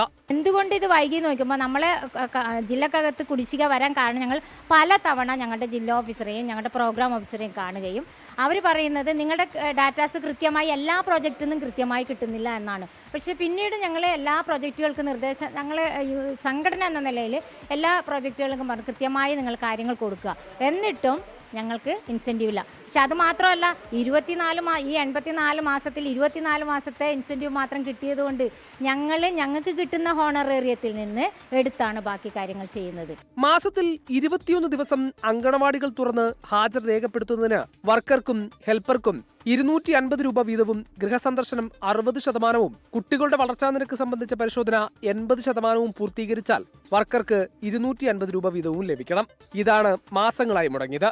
പോഷൻ ട്രാക്കർ ആപ്പിലാണ് പദ്ധതി സംബന്ധിച്ച വിവരങ്ങൾ അങ്കണവാടി വർക്കർമാർ രേഖപ്പെടുത്തേണ്ടത്. സാമൂഹ്യ അധിഷ്ഠിത പരിപാടിയിൽ മാസത്തിൽ 2 തവണ ആരോഗ്യ അവബോധ ക്ലാസ് നടത്തണം. ഇതിനുള്ള ചായ, സ്നാക്സ് എന്നിവയ്ക്കാണ് 250 രൂപ വീതം നൽകുന്നത്. നിലവിൽ ഈ തുക കയ്യിൽ നിന്നും ചിലവാക്കേണ്ടുന്ന സാഹചര്യമാണ്. ഈ ഇനത്തിൽ മാത്രം സംസ്ഥാനത്ത് ആകെ കുടിശ്ശിക 3.63 കോടി രൂപയാണ്. 24 കാസർഗോഡ്. പാലാരിവട്ടം SHOക്കെതിരെ നടി അൻസിബ ഹസൻ നൽകിയ പരാതിയിൽ സിറ്റി പോലീസ് കമ്മീഷണർ ഉടൻ തീരുമാനമെടുക്കും. താൻ നൽകിയ പരാതിയിൽ പാലാരിവട്ടം പോലീസ് കേസെടുക്കുന്നില്ലെന്നും നടപടി സ്വീകരിക്കുന്നില്ലെന്നും കാണിച്ചാണ് SHOയെ മാറ്റണമെന്ന് അൻസിബ ആവശ്യപ്പെട്ടിരിക്കുന്നത്. ലിഡിയ ജേക്കബാണ് കൊച്ചിയിൽ നിന്ന് വിവരങ്ങളുമായി ചേരുന്നത്. ലിഡിയ, ഇതിലൊരു തീരുമാനം എപ്പോഴുണ്ടാകുമെന്ന് പ്രതീക്ഷിക്കാം. ഇപ്പോൾ അൻസിബ നൽകിയ പരാതി അത് SHO വേണ്ട രീതിയിൽ അന്വേഷിക്കുന്നില്ല എന്നുള്ള പരാതിയാണ് അൻസിബ സിറ്റി പോലീസ് കമ്മീഷണർക്ക് നൽകിയിരിക്കുന്നത്. ഈ പരാതിയുടെ കൂടുതൽ വിശദാംശങ്ങളും ഒപ്പം തന്നെ അതിലൊരു നടപടി എപ്പോഴുണ്ടാകുമെന്നുള്ള കാര്യവും എപ്പോഴറിയാൻ പറ്റും? കഴിഞ്ഞ ദിവസമാണ് അൻസിബ പാലാരിവട്ടം പോലീസിൽ പരാതി നൽകിയത്. അതിന് ആധാരമായ സംഭവം എന്ന് പറയുന്നത് ലക്ഷ്മിപ്രിയ യൂട്യൂബ് ചാനലുകളിലൂടെയും ഒപ്പം ഇന്റർവ്യൂകളിലൂടെയും ഒക്കെ തനിക്കെതിരെ അപവാദ പ്രചരണം നടത്തുന്നു, സോഷ്യൽ മീഡിയയിലൂടെ അപവാദ പ്രചരണം നടത്തുന്നു, മോശം കാര്യങ്ങൾ പ്രചരിപ്പിക്കുന്നു, പ്രത്യേകിച്ച് അശ്ലീല പ്രചരണങ്ങൾ നടത്തുന്നു എന്നതടക്കമുള്ള കാര്യങ്ങൾ ചൂണ്ടിക്കാണിച്ചാണ് അൻസിബ ലക്ഷ്മിപ്രിയക്കെതിരെ പരാതി നൽകിയത്. ഇത്തരത്തിൽ പാലാരിവട്ടം പോലീസിലാണ് പരാതി നൽകിയിരുന്നത്. പക്ഷേ പരാതി നൽകി ദിവസങ്ങൾ കഴിഞ്ഞിട്ടും അതിലൊരു നടപടി ഉണ്ടാകുന്നില്ല എന്നുള്ളതാണ് അൻസിബയുടെ പരാതി. അത് ചൂണ്ടിക്കാണിച്ചാണ് ഇപ്പോൾ കമ്മീഷണർക്ക് ഇന്നലെ അൻസിബ പരാതി നൽകിയത്. അതായത് പാലാരിവട്ടം SHO ഇതിലൊരു നടപടി എടുത്തിട്ടില്ല, അതിലൊരു തീരുമാനമായിട്ടില്ല എന്നുള്ളതാണ് അൻസിബയുടെ പരാതി. മാത്രമല്ല SHOയെ മാറ്റണം, മറ്റൊരാളെ ഏൽപ്പിക്കണം ഇത് എന്ന് കൂടി അൻസിബ ആവശ്യപ്പെടുന്നുണ്ട്. ഇതിൽ കമ്മീഷണർ ഉടൻ തീരുമാനമെടുക്കുമെന്നുള്ളതാണ്. ഈ അമ്മയുടെ ജനറൽ ബോഡി യോഗത്തിന് ശേഷം ലക്ഷ്മിപ്രിയ നൽകിയ പല ഇന്റർവ്യൂകളിലും അൻസിബയെ വളരെ മോശമായി ചിത്രീകരിക്കുന്ന തരത്തിലുള്ള കണ്ടന്റുകൾ ഉണ്ടായിരുന്നു എന്നുള്ളതാണ്. അതിനെതിരെയാണ് അൻസിബ പരാതി നൽകിയിരിക്കുന്നത്. പ്രത്യേകിച്ച് അൻസിബയുടെ വ്യക്തിത്വത്തെ ചോദ്യം ചെയ്യുന്ന തരത്തിലുള്ള, വ്യക്തിഹത്യ നടത്തുന്ന തരത്തിലുള്ള അശ്ലീല പ്രചരണങ്ങളാണ് ലക്ഷ്മിപ്രിയ നടത്തിയത് എന്നുകൂടിയാണ് പറയുന്നത്. മാത്രമല്ല ശ്വേതാ മേനോനെതിരെയും പരാതിയിൽ പരാമർശിക്കുന്നുണ്ടായിരുന്നു. അത് തനിക്കെതിരെ മോശം കാര്യങ്ങൾ പ്രചരിപ്പിക്കാൻ ഒരു PR കമ്പനിയെ സമീപിച്ചു എന്നടക്കമുള്ള ആരോപണങ്ങളാണ് അൻസിബ ആ ഒരു പരാതിയിൽ ഉന്നയിച്ചിരുന്നത്. അതിലാണ് ഇപ്പോൾ നടപടിയൊന്നും ആകുന്നില്ല എന്നാവശ്യപ്പെട്ട് കമ്മീഷണർക്ക് പരാതി നൽകിയിരിക്കുന്നത്. കമ്മീഷണർ ഇതിൽ ഉടൻ തീരുമാനമെടുക്കാനാണ് സാധ്യത എന്നുള്ളത് കൂടിയാണ്. കഴിഞ്ഞ തവണ അൻസിബ നൽകിയ പരാതി, ഒന്ന് ലക്ഷ്മിപ്രിയക്കെതിരെ നൽകിയ പരാതി, ഒപ്പം ടിനി ടോമിനെതിരെ നൽകിയ പരാതിയിൽ കൃത്യമായിട്ടുള്ള കേസെടുക്കാനുള്ള കാര്യങ്ങളൊന്നും ഇല്ല എന്നാണ് പോലീസ് റിപ്പോർട്ട് നൽകിയിരുന്നത്. അതിനുശേഷമാണ് അൻസിബ ഇപ്പോൾ മൂന്നാമത്തെ പരാതി നൽകുന്നത് എന്നുള്ളതാണ്. ഈ ലക്ഷ്മിപ്രിയക്കെതിരെയും ഒപ്പം ടിനി ടോമിനെതിരെയും ആദ്യം നൽകിയ പരാതിയിൽ അൻസിബ കോടതിയെ സമീപിച്ചിട്ട് കൂടിയുണ്ട്. അതും ഇത്തരത്തിൽ പോലീസിന്റെ ഭാഗത്തു നിന്ന് നടപടിയൊന്നും ഉണ്ടാകുന്നില്ല എന്ന് കാണിച്ചാണ് കോടതിയെ സമീപിച്ചിരിക്കുന്നത്. ശരി, ലിഡിയ ജേക്കബാണ് കൊച്ചിയിൽ നിന്ന് വിവരങ്ങൾ നൽകിയത്. CMRL എക്സാലോജിക് ഇടപാട് അന്വേഷണത്തിൽ ചോദ്യം ചെയ്യൽ നടപടികൾ തുടരുകയാണ് എൻഫോഴ്സ്മെന്റ് ഡയറക്ടറേറ്റ്. CMRL അധികൃതരുടെ രണ്ടാം ഘട്ട ചോദ്യം ചെയ്യലാണ് പുരോഗമിക്കുന്നത്. ഇന്നലെ ശരൺ അസ്കർത്തെ രണ്ടാമത് ചോദ്യം ചെയ്തിരുന്നു. CMRLന് ഒന്നാം പിണറായി സർക്കാരിൽ എന്തെങ്കിലും ആനുകൂല്യം ലഭ്യമായിട്ടുണ്ടോ എന്ന അന്വേഷണത്തിലാണ് ED.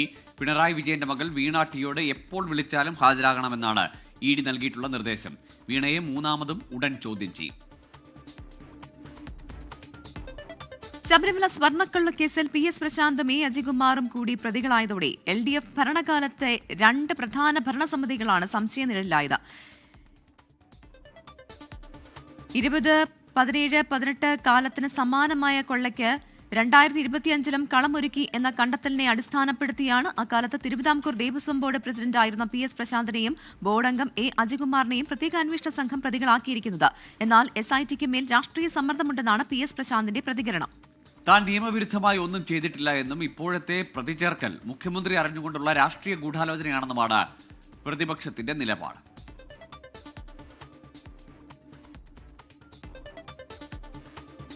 ഇടുക്കി അടിമാലി കൂമ്പൻപാറയിൽ ഉണ്ടായ മണ്ണിടിച്ചിൽ ദുരന്തബാധിതർ നടത്തുന്ന സമരം 6ാം ദിവസവും തുടരുകയാണ്. കനത്ത മഴയിലും മണ്ണിടിഞ്ഞ് അപകടമുണ്ടായ സ്ഥലത്ത് കുടിൽ കെട്ടിയാണ് സമരം ചെയ്യുന്നവർ താമസിക്കുന്നത്. 6 ദിവസമായിട്ടും ഉദ്യോഗസ്ഥരോ ജനപ്രതിനിധികളോ തിരിഞ്ഞു നോക്കുന്നില്ല എന്നാണ് പരാതി. ആവശ്യങ്ങൾ അംഗീകരിക്കുന്നതുവരെ സമരം തുടരുമെന്നാണ് പ്രദേശവാസികളുടെ നിലപാട്. അടിമാലിയിൽ നിന്ന് രാഹുൽ വിജയൻ തയ്യാറാക്കിയ റിപ്പോർട്ടിലേക്ക്. അടിമാലി മണ്ണിടിച്ചിൽ ദുരന്തബാധിതരുടെ സമരം അതങ്ങനെ തുടർന്നുകൊണ്ടേയിരിക്കുകയാണ്. ഇവർ മുന്നോട്ട് വെച്ച ആവശ്യങ്ങളൊന്നും തന്നെ നടപ്പായിട്ടില്ല എന്നുള്ളതാണ് പ്രധാനപ്പെട്ട കാരണം. 27 കുടുംബങ്ങൾക്ക് പൂർണ്ണമായിട്ടും നഷ്ടപരിഹാരം നൽകും, 10 ലക്ഷം രൂപ വീതം നൽകുമെന്നുള്ള പ്രഖ്യാപനങ്ങളൊക്കെ ആദ്യഘട്ടത്തിലുണ്ടായിരുന്നു. പക്ഷേ അതിനെപ്പറ്റി പിന്നീട് ചർച്ചകളൊന്നും നടന്നില്ല. 9 വീടുകൾക്ക് മാത്രം 10 ലക്ഷം രൂപ നഷ്ടപരിഹാരം, ബാക്കിയുള്ളവർക്ക് നിസാര തുക മാത്രം നൽകി അവരോട് പഴയ വീടുകളിലേക്ക് മടങ്ങണമെന്നതടക്കമുള്ള ആവശ്യങ്ങൾ പറഞ്ഞ് ഇവരെ പിന്തിരിപ്പിക്കാൻ വേണ്ടിയുള്ള ശ്രമം നടത്തി എന്നുള്ളതാണ് ഇവർ പറയുകയും ചെയ്തിരിക്കുന്നത്. തീർച്ചയായിട്ടും ഞങ്ങൾ ആദ്യഘട്ടത്തിൽ ഈ ദുരന്തമുണ്ടായതിനു ശേഷം കൂടിയ സർക്കാർ തലത്തിൽ കൂടിയ യോഗത്തിൽ 30 വീട്ടുകാരെ ഉൾപ്പെടുത്തി പൂർണ്ണമായ പരിരക്ഷ നൽകാമെന്ന് ഉറപ്പ് നൽകിയിട്ടാണ് ഞങ്ങളെ മാറ്റി പാർപ്പിച്ച ക്യാമ്പിൽ നിന്ന് ഞങ്ങൾ പിന്മാറുന്നത്.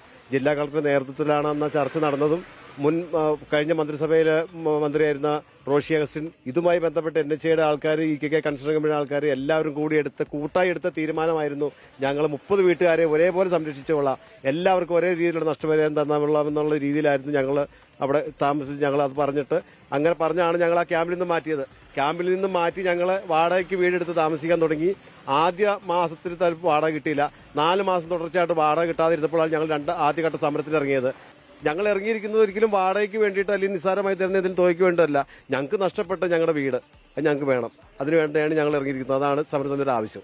നിങ്ങൾ ഈ ആളുകളുടെ മറ്റ് ഈ രാഷ്ട്രീയ പ്രതിനിധികളുടെയും ജനപ്രതിനിധികളുടെ ഒക്കെ എന്തെങ്കിലും സഹായ സഹകരണം ഉണ്ടോ? നമുക്ക് സഹായ സഹകരണം ഉണ്ടോയെന്ന് ചോദിച്ചാൽ ഞങ്ങൾക്ക് സഹായ സഹകരണങ്ങളായിട്ട് ചില രാഷ്ട്രീയ പ്രവർത്തനങ്ങൾ ഞങ്ങൾക്ക് കൊണ്ട് തന്നിട്ടില്ല. ഒരാൾക്കാർക്കും ഞങ്ങൾക്ക് നല്ലതായ സപ്പോർട്ട് തന്നിട്ടില്ല. ഇപ്പം തന്നെ ഒരു വാർഡ് മെമ്പർ ഞങ്ങൾ രാഷ്ട്രീയമായിട്ട് വർത്താനം പറഞ്ഞിട്ട് വിടുക ചെയ്ത്, നിങ്ങൾ ഇവിടുന്ന് സമരം പിൻവലിച്ച് ഞങ്ങളോട് ഒരു അനുകൂലമായിട്ട് അവർക്ക് ഞങ്ങളോട് സംസാരിക്കാനോ ആയിട്ട് അവർ വരുന്നില്ല. ഞങ്ങളെന്തോ അവരോടൊരു വൈരാഗ്യം ചെയ്ത പോലെയാണ് അവർ പറയണേ. എന്തായാലും അങ്ങനെ തന്നെയാണ്. ഏതെങ്കിലും തരത്തിലുള്ള അനുകൂലമായിട്ടുള്ള നിലപാട് ആരും തന്നെ സ്വീകരിക്കുന്നില്ല എന്നുള്ളതാണ് പ്രധാനമായും പറയുന്നത്. ഈ കാണുന്നതാണ് കഴിഞ്ഞ തവണ മണ്ണിടിച്ചിലുണ്ടായ സ്ഥലം. അവിടെ നിന്ന് മണ്ണ് ഇടിഞ്ഞ് താഴേക്ക് പതിക്കുകയായിരുന്നു. ആ സ്ഥലത്ത് ഇപ്പോഴും അവശിഷ്ടങ്ങളൊക്കെ കിടക്കുന്നത് കാണുകയും ചെയ്യാം. 8 വീടുകളാണ് പൂർണ്ണമായും മണ്ണിനടിയിൽ പോയത്. അതിവിടെ കാണുകയും ചെയ്യാം. ഇതിന്റെ ആ വീടുകളൊക്കെ കാണുന്ന പ്രദേശം റെഡ് സോണിൽ ഉൾപ്പെടുത്തിയിട്ടുണ്ട്.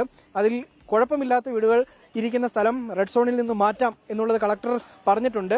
അവരെല്ലാവരും ആ വീടുകളിലേക്ക് തിരികെ മടങ്ങണം. പക്ഷേ ഈ അപകടമുണ്ടായാൽ ഒരുപക്ഷെ വീണ്ടും കഴിഞ്ഞ കൊല്ലത്തിന് സമാനമായ സാഹചര്യം ഉണ്ടാകുമോ എന്ന ഭയമാണ് ഇവരെ ഈ സമരത്തിന് പ്രേരിപ്പിച്ചതും എന്നുള്ളതാണ് എടുത്തു പറയേണ്ട കാര്യം. എന്തായാലും അടിയന്തരമായിട്ടുള്ള ഇടപെടൽ സർക്കാരിന്റെ ഭാഗത്തുനിന്ന് ഉണ്ടാകേണ്ടതാണ്. സുമിത്തിനൊപ്പം രാഹുൽ വിജയൻ, 24 ഇടുക്കി. ചൈനീസ് സൈന്യം കടന്നുകയറ്റം നടത്തിയെന്ന റിപ്പോർട്ടുകൾ തള്ളി ഇന്ത്യൻ സേന. മേഖലയിൽ ചൈനീസ് ക്യാമ്പുകൾ സ്ഥാപിച്ചുവെന്ന പ്രചാരണം വാസ്തവ വിരുദ്ധമെന്ന് ഇന്ത്യൻ സേന വ്യക്തമാക്കി. ബൽറാം നെടുങ്ങാടിയുണ്ട് വിവരങ്ങളുമായി ഡൽഹിയിൽ നിന്ന്. Balram, good morning.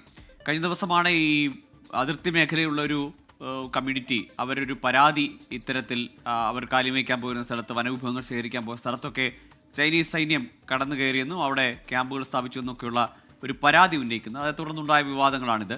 ഇപ്പോൾ സൈന്യം ഉറപ്പിക്കുന്നുണ്ട് അല്ലേ ഈ കാര്യത്തിൽ ഒരു കടന്നുകയറ്റമോ അല്ലെങ്കിൽ ഇന്ത്യയുടെ ഏതെങ്കിലും സ്ഥലത്തേക്ക് ചൈന അതിക്രമിച്ച് കയറുകയോ ചെയ്തിട്ടില്ല എന്ന് സൈന്യം ഉറപ്പിക്കുകയാണ്. Very good morning Gokul Pravitha. കഴിഞ്ഞ ദിവസം ഗോകുൽ സൂചിപ്പിച്ച പോലെ തന്നെ ഒരു പ്രാദേശിക സാമൂഹിക സംഘടന നാഹ് വെൽഫെയർ സൊസൈറ്റിയാണ് ഇതുമായി ബന്ധപ്പെട്ടുള്ള ആരോപണം ഉന്നയിച്ചത്. അല്ലെങ്കിൽ ഒരു പരാതിയുടെ രൂപത്തിൽ ഡെപ്യൂട്ടി കമ്മീഷണർക്ക് ഇവർ ഒരു കത്ത് നൽകുകയായിരുന്നു. ഇന്ത്യൻ അതിർത്തിക്കുള്ളിൽ അരുണാചൽ പ്രദേശിൽ ചൈനീസ് സൈന്യം കടന്നുകയറ്റം നടത്തിയിട്ടുണ്ട് എന്നും ചൈനീസ് സൈന്യത്തിന്റെ ക്യാമ്പുകൾ പ്രവർത്തിക്കുന്നുണ്ട് എന്നും വിദൂര മേഖലകളിലാണ് ഇത്തരത്തിൽ ചൈനീസ് സൈന്യം കടന്നുകയറ്റം നടത്തിയിരിക്കുന്നത് എന്നുമായിരുന്നു പുറത്തു വന്ന റിപ്പോർട്ടുകൾ.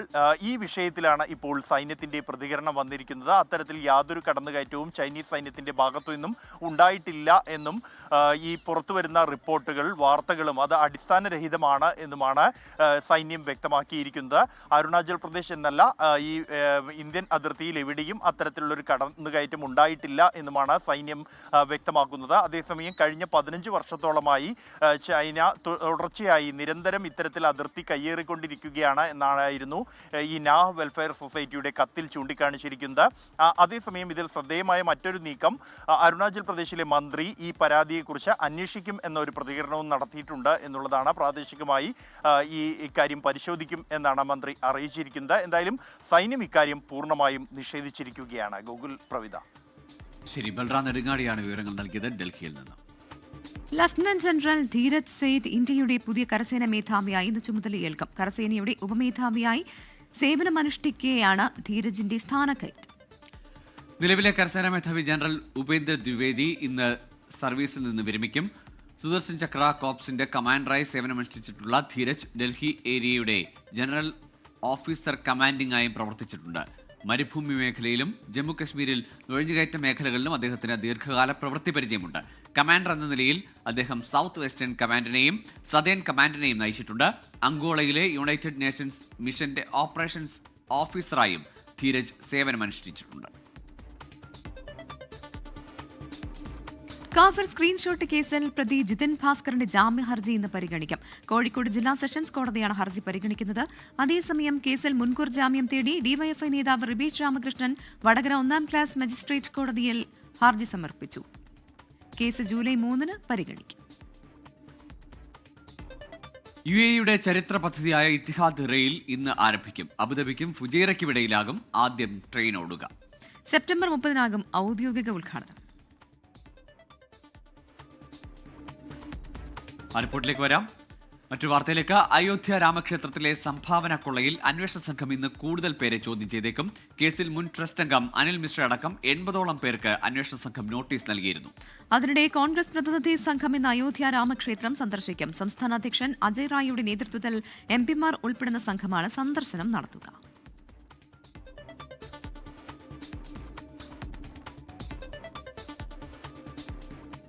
മുമ്പ് സൂചിപ്പിച്ച ചരിത്ര പദ്ധതിയിലേക്കാണ്. UAE-യുടെ ചരിത്ര പദ്ധതിയായ ഇത്തിഹാദ് റെയിൽ ഇന്നാണ് ആരംഭിക്കുന്നത്. അബുദാബിക്കും ഫുജൈറയ്ക്കും ഇടയിലാകും ആദ്യം ട്രെയിൻ ഓടുക.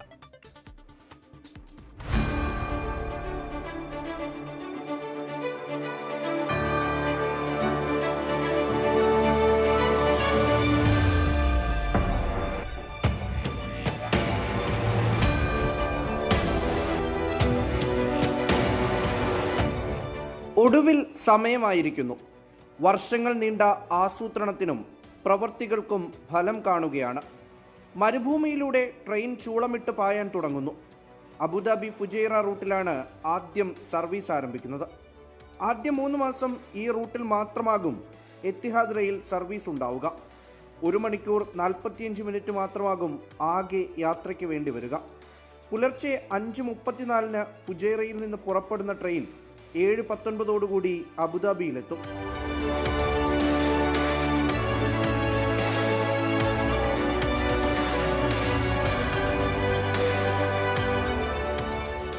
ഇത്തിഹാദ് റെയിൽ ആപ്ലിക്കേഷൻ വഴിയും വെബ്സൈറ്റ് വഴിയും ടിക്കറ്റ് ബുക്ക് ചെയ്യാം. കംഫർട്ട് ക്ലാസ് ടിക്കറ്റിന് 55 ദിർഹവും പ്രീമിയം ക്ലാസ്സിന് 120 ദിർഹവുമാണ് ടിക്കറ്റ് നിരക്ക്. സെപ്റ്റംബർ 30 ദുബായ് അൽദദ് സ്റ്റേഷനുകളും ഡിസംബർ 30 അൽദഫ്ര മേഖലയിലെ സ്റ്റേഷനുകളും പൊതുജനങ്ങൾക്കായി തുറന്നുകൊടുക്കും. പദ്ധതിയുടെ പൂർണ്ണരൂപം കൈവരിച്ചുകൊണ്ട് 2027 മാർച്ച് 30 ഷാർജ സ്റ്റേഷനിലേക്കും സർവീസ് നീട്ടുമെന്ന് അധികൃതർ വ്യക്തമാക്കി. 24 ദുബായ്. ഫിഫ ലോകകപ്പിൽ പ്രീ ക്വാർട്ടർ ലക്ഷ്യമിട്ട് മുൻ ചാമ്പ്യന്മാരായ ഫ്രാൻസ് കളത്തിൽ. നാളെ പുലർച്ചെ 2:30 നടക്കുന്ന മത്സരത്തിൽ സ്വീഡനാണ് എതിരാളികൾ. ഇന്നു രാത്രി 9:30 നടക്കുന്ന മത്സരത്തിൽ നോർവേ ഐവറി കോസ്റ്റിനെ നേരിടും. ഗോളടിച്ചു കൂട്ടുന്ന കിലിയൻ എംബപ്പയുടെയും ഉസ്മാൻ ഡെംബലയുടെയും ബൂട്ടുകളിലാണ് ഫ്രാൻസിന്റെ പ്രതീക്ഷ. മധ്യനിരയിൽ കളിമെനയുന്ന മൈക്കിൾ ഒലിസയും മികച്ച ഫോമിൽ. മറുവശത്ത് ഗ്രൂപ്പ് എഫിൽ നിന്ന് 3ാം സ്ഥാനക്കാരായാണ് സ്വീഡൻ അവസാന 32-ലെത്തിയത്. മുന്നേറ്റ നിരയിൽ അലക്സാണ്ടർ ഇസാക്കും വിക്ടർ ഗ്യോക്കറസും ഉൾപ്പെടെയുള്ളവർ ഫോമിലെത്തിയതാണ് പ്രതീക്ഷ. പക്ഷേ 3 മത്സരങ്ങളിൽ നിന്ന് 7 ഗോൾ വഴങ്ങിയ പ്രതിരോധ നിര ഫ്രാൻസിന്റെ അതിവേഗ ആക്രമണങ്ങളെ എങ്ങനെ നേരിടുമെന്നാണ് പ്രതിസന്ധി. പുലർച്ചെ 2:30 മത്സരം. 28 വർഷത്തെ ഇടവേളയ്ക്ക് ശേഷം ലോകകപ്പിനെത്തിയ നോർവേ നോക്കൌട്ടിലെത്തിയത് ഗ്രൂപ്പ് ഐയിൽ ഫ്രാൻസിന് പിന്നിൽ 2ാമതായി. ഗോളടിച്ചു കൂട്ടുന്ന സൂപ്പർ താരം എർലിംഗ് ഹാലൻഡും മധ്യനിരയിൽ കളിമെനയുന്ന ക്യാപ്റ്റൻ മാർട്ടിൻ ഒഡേഗാർഡുമാണ് ടീമിന്റെ തുറുപ്പ് ചീട്ടുകൾ. മറുവശത്ത് ആദ്യമായി നോക്കൌട്ടിലെത്തിയതിന്റെ ആത്മവിശ്വാസത്തിലാണ് ഐവറി കോസ്റ്റ്. ഇമേഴ്സ് എന്ന കോച്ചിന് കീഴിൽ അച്ചടക്കമുള്ള പ്രതിരോധവും മധ്യനിരയുമാണ് ടീമിന്റെ കരുത്ത്. ഗ്രൂപ്പിൽ ജർമ്മനിക്ക് പിന്നിൽ 2ാമതെത്തിയാണ് നോക്കൌട്ട് പ്രവേശനം. ഡാലസിൽ ഇന്ത്യൻ സമയം രാത്രി 9:30 മത്സരം. നോക്കൌട്ടിലെ മറ്റൊരു മത്സരത്തിൽ മെക്സിക്കോ ഇക്വഡോറിനെ നേരിടും. രാവിലെ 6:00 മത്സരം. World cup desk 24. വിജയത്തോളം തിളക്കമുള്ള മടക്കം. രാഷ്ട്രീയ കൊടുങ്കാറ്റിനിടയിലും കളം നിറഞ്ഞാടിയ ശേഷമാണ് ഇറാൻ ടീം ലോകകപ്പ് വേദിയോട് വിട പറഞ്ഞത്. ഭൗമരാഷ്ട്രതന്ത്രത്തിന്റെ കരിനിഴലുകൾ വീണ മണ്ണിൽ നിന്ന് ഉപരോധങ്ങളുടെ ചങ്ങലക്കെട്ടുകൾ പൊട്ടിച്ചെറിഞ്ഞാണ് അവർ വന്നത്. അമേരിക്കൻ മണ്ണിൽ ലോക ഫുട്ബോളിന്റെ ആ മഹാമേളയിലേക്ക് ഇറാൻ ചുവടുവെച്ചത് വെറുമൊരു കളിസംഘമായല്ല, ഒരു ജനതയുടെ ആത്മാഭിമാനത്തിന്റെ പ്രതീകമായിട്ടായിരുന്നു. മത്സരത്തിന് വെറും 24 മണിക്കൂർ മുൻപ് മാത്രം വീസ അനുവദിച്ച അമേരിക്കൻ നടപടി കളിക്കളത്തിലും അവർ നേരിട്ട വിവേചനത്തിന് നിർസാക്ഷ്യമായി. വിശ്രമമില്ലാത്ത പകൽ വഴികളും ഉറക്കമില്ലാത്ത രാവുകളും ചുറ്റിലും നയതന്ത്ര പ്രതിസന്ധികളുടെ കനലുകളെരിഞ്ഞിട്ടും അവർ പതറിയില്ല. ഗ്രൂപ്പ് ഘട്ടത്തിൽ ന്യൂസിലൻഡിനോടും ബെൽജിയത്തോടും ചോര ചീന്തി പൊരുതി നേടിയ സമനിലയുടെ കോട്ട കിട്ടി അവർ ലോകത്തെ അത്ഭുതപ്പെടുത്തി. ബെൽജിയവുമായുള്ള മത്സരശേഷം ഡ്രസ്സിംഗ് റൂമിൽ എഴുതിവെച്ച കത്ത് ഏറെ വൈകാരികമായിരുന്നു. ആയിരക്കണക്കിന് വർഷങ്ങൾ പഴക്കമുള്ള പുരാതന പേർഷ്യ മുതൽ ഇന്നത്തെ ഇറാൻ വരെ ഇറാന്റെ വീര്യം സജീവവും ദൃഢവുമായി നിലനിൽക്കുന്നു. അഭിമാനത്തോടെയാണ് ലോസ് ഏഞ്ചൽസിലേക്ക് ഞങ്ങൾ എത്തിയത്. ലോസ് ഏഞ്ചൽസ് നൽകിയ ആതിഥ്യമര്യാദയ്ക്ക് നന്ദി. മാന്യതയോടെ മത്സരിച്ചു, അന്തസ്സോടെ മടങ്ങുന്നു. ഇറാനുവേണ്ടി ഹൃദയവും ശബ്ദവും ആത്മാവും നൽകിയ ഓരോ ഇറാനിക്കും നന്ദി. എല്ലാ രാജ്യങ്ങൾക്കുമിടയിൽ സമാധാനവും ബഹുമാനവും സൗഹൃദവും നിലനിൽക്കട്ടെ. കത്തിന്റെ ഉള്ളടക്കം ഇതായിരുന്നു.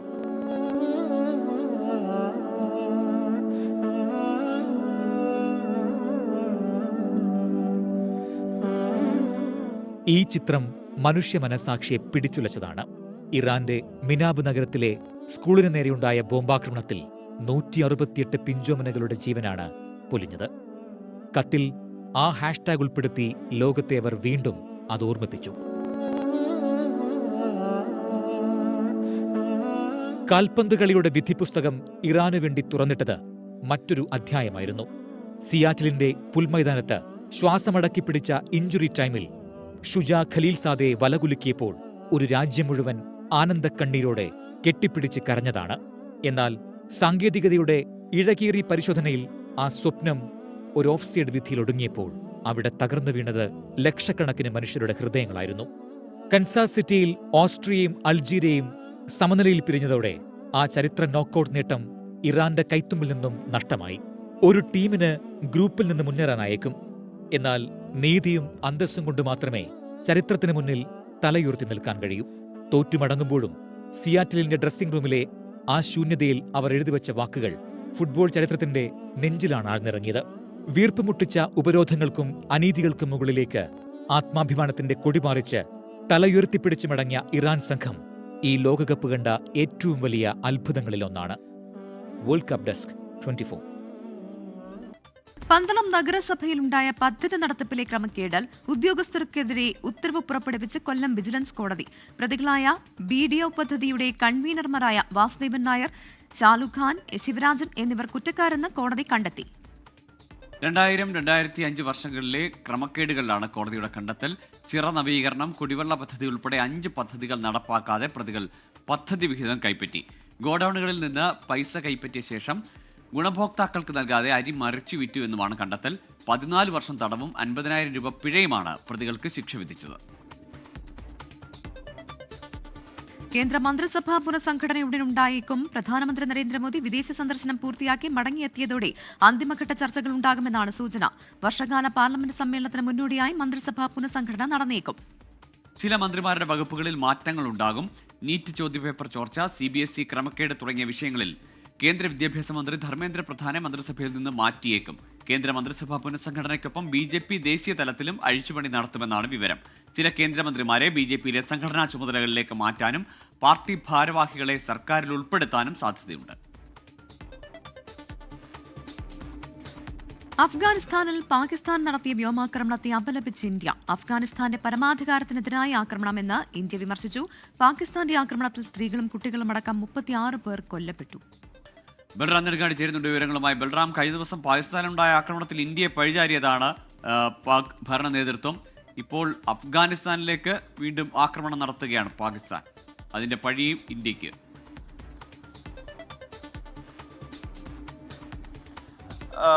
ഗോകുൽ പ്രവിത, കഴിഞ്ഞ ദിവസങ്ങളിൽ പാകിസ്ഥാനിലുണ്ടായ ഭീകരാക്രമണം, അത് കറാച്ചിയിലെ സിന്ധ് റേഞ്ചേഴ്സിന്റെ ആസ്ഥാനത്തുണ്ടായ ഭീകരാക്രമണത്തിൽ 3 സൈനികർ കൊല്ലപ്പെട്ടിരുന്നു. ഇതിൽ ഇന്ത്യക്കെതിരെ ആരോപണം ഉന്നയിക്കുന്നതിന് സമാനമായി തന്നെ അഫ്ഗാനിസ്ഥാനെതിരെയും പാകിസ്ഥാൻ ആരോപണം ഉന്നയിക്കുകയും ഇതിന് മറുപടി എന്ന നിലയിലാണ് അഫ്ഗാനിസ്ഥാനിലെ 3 പ്രവിശ്യകളിൽ പാകിസ്ഥാൻ വ്യോമാക്രമണം നടത്തിയത്. പക്തിക ഒപ്പം തന്നെ മറ്റൊരു പ്രവിശ്യയിലുമാണ് ഇത്തരത്തിൽ ആക്രമണം നടത്തിയത്. ഈ ആക്രമണത്തിൽ 38 പേർ സാധാരണക്കാരാണ് കൊല്ലപ്പെട്ടത്. ജനവാസ മേഖലകളിലേക്കായിരുന്നു പാകിസ്ഥാൻ ഇത്തരത്തിൽ ഷെല്ലാക്രമണം നടത്തിയത്. തുടർന്ന് സ്ത്രീകളും കുട്ടികളും അടക്കം 36 പേർ കൊല്ലപ്പെട്ടു. ഈ ഒരു സംഭവത്തിലാണ് ശക്തമായ ഭാഷയിൽ ഇന്ത്യ അപലപിച്ചിരിക്കുന്നത്. അഫ്ഗാനിസ്ഥാന്റെ പരമാധികാരത്തിനെതിരായ രൂക്ഷമായ കടന്നുകയറ്റമാണ് പാകിസ്ഥാന്റെ ഭാഗത്തു നിന്നും ഉണ്ടായത് എന്നും അഫ്ഗാനിസ്ഥാനും അഫ്ഗാൻ ജനതയോടൊപ്പവും ഇന്ത്യ ഉണ്ടാകുമെന്ന പിന്തുണയും ഇന്ത്യ അറിയിച്ചിട്ടുണ്ട്. നേരത്തെയും തുടർച്ചയായി പാകിസ്ഥാൻ അഫ്ഗാനിസ്ഥാനിലെ ജനവാസ മേഖലകൾക്ക് നേരെ ആക്രമണം നടത്തിയിരുന്നു. ഇതിനെതിരെ അഫ്ഗാനിസ്ഥാൻ തിരിച്ചടി നൽകിയിരുന്നു. ഏറ്റവും ഒടുവിൽ ഈ ഭീകരാക്രമണത്തിന്റെ പേരിൽ ആരോപണമാണ് പാകിസ്ഥാൻ അഫ്ഗാനിസ്ഥാനെതിരെ ഉന്നയിച്ചുകൊണ്ട് ആക്രമണം നടത്തിയത്. നേരത്തെ ഇത് അഫ്ഗാനിസ്ഥാൻ കേന്ദ്രീകരിച്ച് പ്രവർത്തിക്കുന്ന ഭീകര സംഘടനകളാണ് പാകിസ്ഥാനിൽ ആക്രമണം നടത്തുന്നത് എന്ന ആരോപണം നേരത്തെ മുതൽ തന്നെ പാകിസ്ഥാൻ ഉന്നയിക്കുന്നുണ്ട്. സമാനമായി തന്നെ ഈ ആക്രമണങ്ങൾക്ക് പിന്നിൽ ഇന്ത്യയാണ് എന്ന ആരോപണവും പാകിസ്ഥാൻ ഉന്നയിക്കുന്നു. എന്തായാലും ഈ സംഭവത്തിൽ അഫ്ഗാനിസ്ഥാനിലെ പ്രതിനിധിയെ വിളിച്ചു വരുത്തി കാബൂളിൽ പ്രതിഷേധവും അറിയിച്ചിരുന്നു പാകിസ്ഥാൻ. ഇതോടൊപ്പമാണ് ഇത്തരത്തിലൊരു ആക്രമണവും നടത്തിയത്. ശക്തമായ ഭാഷയിലുള്ള പ്രതികരണമാണ് ഈ വിഷയത്തിൽ ഇന്ത്യ നടത്തിയിരിക്കുന്നത്. ഇപ്പോൾ വരുന്ന ഒരു അപ്ഡേറ്റിലേക്കാണ്. ചൈനീസ് കടന്നുകയറ്റം അത് ഇന്ത്യ തള്ളുമ്പോഴും അവിടെ അരുണാചൽ പ്രദേശിലെ ഒരു ആഭ്യന്തരമന്ത്രി മാമാ നഡൂങ് ഇക്കാര്യത്തിലൊരു ആഭ്യന്തര അന്വേഷണം നടക്കും, അതിനൊരു സർക്കാർ കമ്മിറ്റി രൂപീകരിക്കുന്നു അന്വേഷിക്കാൻ എന്നൊക്കെ പറയുന്നുണ്ട്. ബൽറാം നെടുങ്ങാടിയാണ് വിശദാംശങ്ങളുമായി ചേരുന്നത്. ബൽറാം, സൈന്യം പറയുന്നു അത്തരത്തിലൊരു കടന്നുകയറ്റം ഉണ്ടായിട്ടില്ല എന്നത്. പക്ഷേ ആഭ്യന്തരമന്ത്രി, അരുണാചൽ ആഭ്യന്തരമന്ത്രി ഒരു അന്വേഷണം പ്രഖ്യാപിക്കുമ്പോൾ സൈന്യത്തിന്റെ ആ സ്ഥിരീകരണത്തെ അല്ലെങ്കിൽ സൈന്യത്തിന്റെ നിലപാടിനെ തള്ളുകയാണോ അരുണാചൽ പ്രദേശ് സർക്കാർ? ഗോകുൽ പ്രവിത, ഈ സൈന്യത്തിന്റെ പ്രസ്താവനയെ അരുണാചൽ സർക്കാർ തള്ളുകയല്ല, മറിച്ച് ഇത്തരത്തിലൊരു പരാതി ഒരു സാമൂഹിക സംഘടന, അത് അപ്പർ സുബൻസിരിയിലെ ടാക്സിംഗിൽ ആസ്ഥാനമായുള്ള ഒരു സാമൂഹിക സംഘടനയായ വെൽഫെയർ സൊസൈറ്റിയാണ് ഒരു പരാതിയുമായി രംഗത്തെത്തിയത്. തങ്ങളുടെ പ്രദേശത്ത്, തങ്ങൾ കന്നുകാലികളെ മേയ്ക്കുന്ന വനമേഖലയോട് ചേർന്നുള്ള പ്രദേശത്ത് ചൈനീസ് കടന്നുകയറ്റം തുടർച്ചയായി ഉണ്ട് എന്നും മുൻപ് തങ്ങൾ കന്നുകാലികളെ മേച്ചിരുന്ന മേച്ചിൽപ്പുറങ്ങളിൽ ഇപ്പോൾ ചൈനീസ് സൈന്യത്തിന്റെ ക്യാമ്പാണ് പ്രവർത്തിക്കുന്നത് എന്നും കഴിഞ്ഞ 15 വർഷത്തോളമായി തുടർച്ചയായി ഇത്തരത്തിൽ ചൈന ഈ അതിർത്തി മേഖലയിൽ അരുണാചൽ പ്രദേശങ്ങളിലേക്ക് കടന്നുകയറ്റം നടത്തുകയാണ് എന്നും ഡെപ്യൂട്ടി കമ്മീഷണർക്ക് നൽകിയ പരാതിയിലാണ് ഈ സംഘടന ആരോപിച്ചിരുന്നത്. ഈ പരാതിയെക്കുറിച്ച് പരിശോധിക്കും എന്നാണ് അരുണാചൽ പ്രദേശിലെ ആഭ്യന്തരമന്ത്രി മാമാ നഡൂങ് പ്രതികരിച്ചിരിക്കുന്നത്. ഈ പരാതി പരിശോധിക്കുന്നതിന് വേണ്ടിയായി സംസ്ഥാന സർക്കാർ ഒരു കമ്മിറ്റി രൂപീകരിക്കുമെന്നും ഈ കമ്മിറ്റി ആയിരിക്കും ഈ പ്രദേശത്ത് എത്തി സാഹചര്യങ്ങൾ പരിശോധിച്ച് റിപ്പോർട്ട് സമർപ്പിക്കുക എന്നും ആണ് സംസ്ഥാന സർക്കാർ ഇതുമായി ബന്ധപ്പെട്ട പ്രതികരിച്ചിരിക്കുന്നത്. എന്തായാലും ഈ പ്രദേശത്തെ സുരക്ഷാ ചുമതലയുള്ളത് സൈന്യത്തിനാണ്. അതുകൊണ്ട് തന്നെ സൈന്യം ആദ്യഘട്ടത്തിൽ തന്നെ ഈ പരാതി തള്ളുന്നുണ്ട്, ഇത്തരത്തിലുള്ള ആരോപണവും തള്ളുന്നുണ്ട്. എങ്കിൽ പോലും സംസ്ഥാന സംസ്ഥാന സർക്കാർ ഇത്തരത്തിൽ ഗൗരവമുള്ള ഒരു വിഷയം പരാതിയായി മുന്നിലെത്തിയ പശ്ചാത്തലത്തിലാണ് ഇത് പരിശോധിക്കുന്നതിന് വേണ്ടി ഒരു കമ്മിറ്റി രൂപീകരിക്കുമെന്ന് അരുണാചൽ പ്രദേശ് ആഭ്യന്തരമന്ത്രി തന്നെ പ്രഖ്യാപിച്ചിരിക്കുന്നത്. തുടർ നടപടികൾ ഈ കമ്മിറ്റി രൂപീകരിച്ച് പരിശോധനയ്ക്ക് ശേഷമായിരിക്കും സംസ്ഥാന സർക്കാരിന്റെ ഔദ്യോഗികമായ ഇക്കാര്യത്തിലുള്ള ഒരു വിശദീകരണം വരിക. പരാതി തള്ളുന്നതോ അംഗീകരിക്കുന്നതോ ഇല്ല, അല്ലെങ്കിൽ ഈ ആരോപണം എന്നാണ് അദ്ദേഹം വിശേഷിപ്പിച്ചത്. പരാതിയായി കണക്കാക്കാനാകില്ല, മറിച്ച് ഒരു ആരോപണമാണ്. ഇത്തരത്തിൽ ഒരു ആരോപണം ഉയർന്ന പശ്ചാത്തലത്തിൽ അത് പരിശോധിക്കുന്നു എന്നുള്ളതാണ് സംസ്ഥാന സർക്കാരിന്റെ ഈ വിഷയത്തിലുള്ള നിലപാട്. അതിർത്തി മേഖലയിലുള്ള ഒരു കമ്മ്യൂണിറ്റി, ഒരു സംഘടനയാണ് ഇത്തരത്തിൽ പരാതി ഉന്നയിച്ചത്. അവർ വനവിഭവങ്ങൾ ശേഖരിക്കാൻ പോകുന്ന ഇടത്തും അല്ലെങ്കിൽ കന്നുകാലികളെ മേയ്ക്കാൻ പോകുന്ന പ്രദേശത്തുമൊക്കെ ഇപ്പോൾ ചൈനയുടെ ക്യാമ്പുകളുണ്ട് എന്നതായിരുന്നു അവരുടെ പരാതിയിലെ ആരോപണം. അതിൽ അരുണാചൽ ആഭ്യന്തരമന്ത്രിയാണ് ഒരു അന്വേഷണം നടത്തുമെന്ന് പറയുന്നത്. പക്ഷേ സൈന്യം പറയുന്നു അവിടെ അത്തരത്തിൽ ഒരു കടന്നുകയറ്റവും ചൈനയുടെ ഭാഗത്തുനിന്ന് ഉണ്ടായിട്ടില്ല എന്ന് സൈന്യം സ്ഥിരീകരിക്കുന്നുണ്ട്. ഇതോടെ ന്യൂസ് ബ്രേക്സിന്റെ സമയം ഇവിടെ പൂർണ്ണമാവുകയാണ്.